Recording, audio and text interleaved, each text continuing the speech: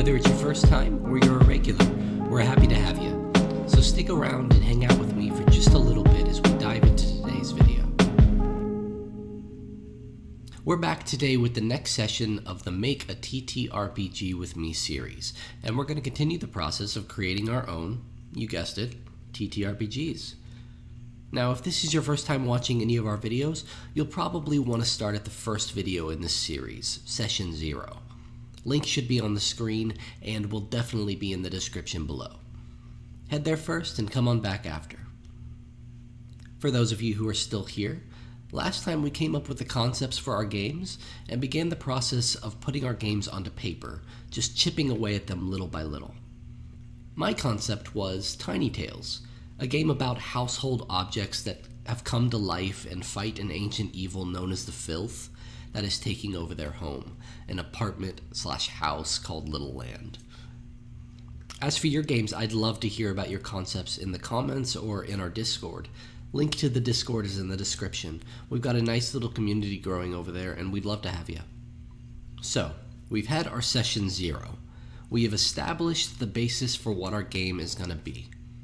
That doesn't mean things won't change in the writing process, but we have something to start creating. After we conceptualized, we started the writing phase.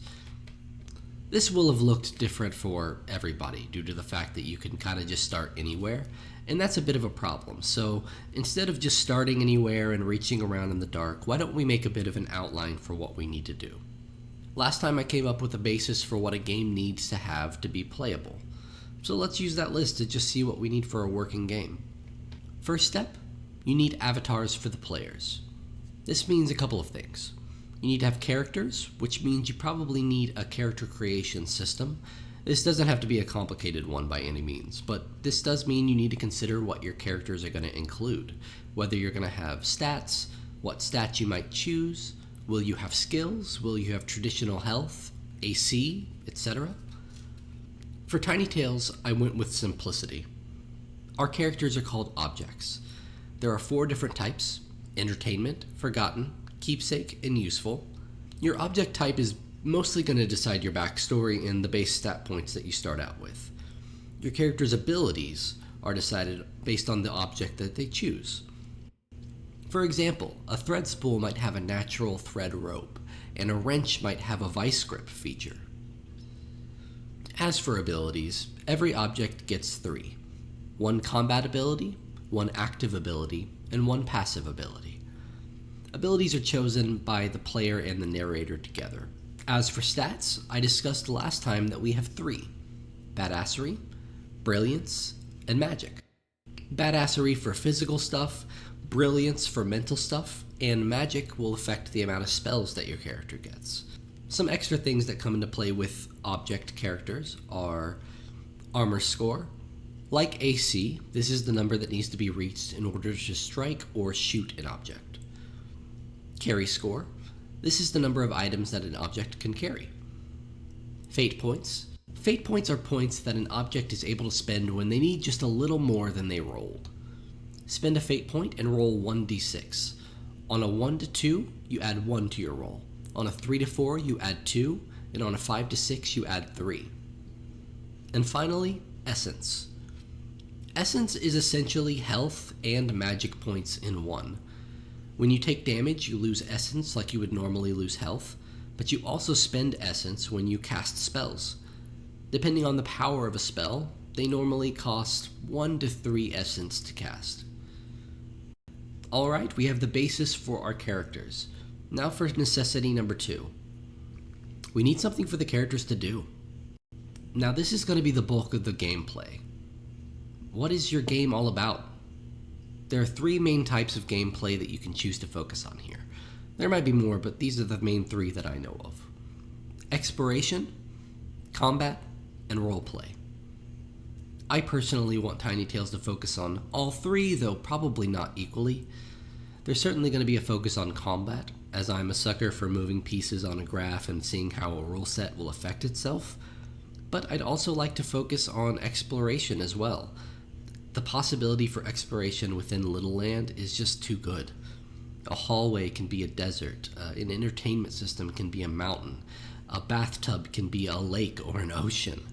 And rather than creating a bunch of mechanics for roleplay, I've decided on one main one, called vibing.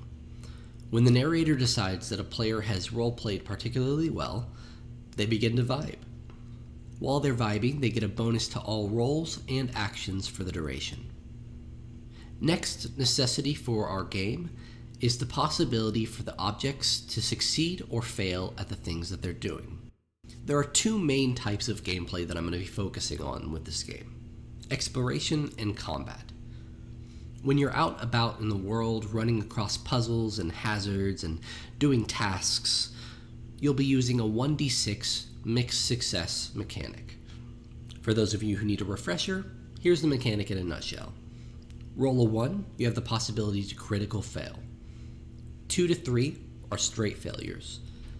4 is a mixed success, so you do what you're trying to do, but something else happens.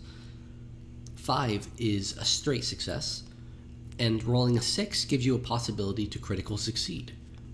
And then when the game switches over to combat, it's going to resemble a more traditional TTRPG with armor scores that you have to reach to attack an object and ability save DCs that you need to reach to avoid bad effects. This diversity in gameplay is something that I really enjoy and I think has worked really well in playtests so far. Alright, the last thing that we need for a playable game is consequences for if they fail at doing these things, and rewards for if they succeed. If they fail at a normal roll, say they're trying to climb and they roll a 3, they simply fail. Depending on how high they were, they will take some damage at the end of their fall, but that's all that happens. But I think the main consequence is going to be from combat, aka dying or becoming broken. This means that we need a way for them to become broken, so I need a death system. I'm not really coloring very far out of the lines here. My working death system at the moment is going to be a simple roll. You get 3 successes, you remain alive. You will be able to use any remaining fate points on these rolls if you wish, but if you get 3 failures, you're broken and you have to write up a new character. As for rewards, rewards for succeeding will come in the form of items and candy, the main currency of Tiny Tales. Candy can be used to purchase better items and even upgrade your object. Upgrading is Tiny Tales' version of leveling up. If you've gotten this far in the process, you have your characters, you have stuff for them to do, you have a way for them to succeed or fail at these things, and you even have rewards or consequences for them. Even if what you have is bare bones, you might be ready for a playtest. If you have a friend group or a reliable group that gets together and plays games, maybe you can get them to sit in for a session. I will say, your first playtest is not to figure out if your game is done and ready. It's not. It's to figure out the feel. Are the numbers feeling balanced? Is the resolution mechanic fun? Is anything feeling too complicated? Not complicated enough? This is where you'll figure out where the feel of your game stands. From there, you can go and change your game accordingly until the next playtest. Once you get the feel ready for your game, in my opinion, it's time to start putting yourself out there and marketing yourself. This marketing doesn't have to be about your game specifically at first. This could be about your game company, getting the name out there. Bottom line is, you need to create a customer base for your game. It doesn't always exist for a game, so sometimes you need to grow it while you're creating your game. As for the content of your marketing, I will admit I am not much help there. I'm personally pretty bad at marketing. It just doesn't come to me naturally. So anything I've succeeded at has been after a lot of trying and failing. So just get started. Marketing is a skill you have to develop as you go. You'll get better the more you do it.